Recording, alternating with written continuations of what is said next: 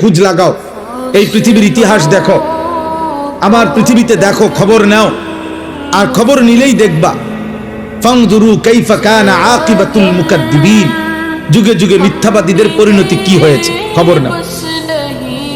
ফানজুরু কাইফা কানা আকিবাতুল মুফসিদিন, দুনিয়ার মধ্যে যারা বিশৃঙ্খলা, ফাসাদ, অন্যায় অনাচার করত তাদের পরিণতি কি হয়েছে দেখো।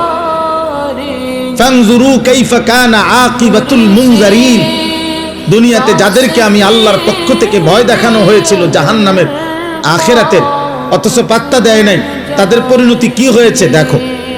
ফানজুরু কাইফা কানা আকিবাতুল লাযিনা মিন ক্বাবলিহিম, তোমাদের পূর্ববর্তী নাফরমানদের পরিণতি কি হয়েছে দেখো।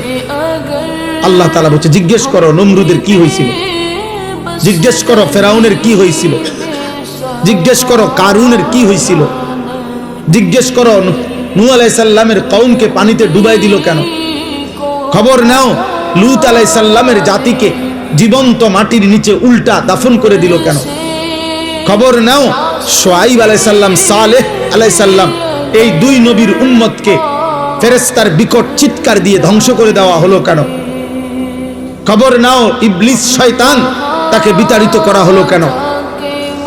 আল্লাহ তাআলা বলে তুমি খবর লাগাও, তাইলে তো তুমি শুনবা কি কারণে এরা এত ঘৃণিত হলো।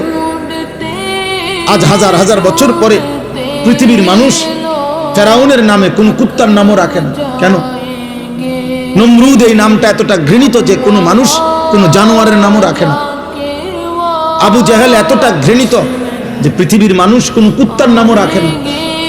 আবু লাহাব এতটা ঘৃণিত যে পৃথিবীর মানুষ কোনো কুত্তা জানোয়ারের নামও আবু লাহাব রাখে না। কেন এমন হলো? এটা কোরআনে আল্লাহ বারবার এই জন্য ফানজুরু, দেখো দেখো বান্দা খবর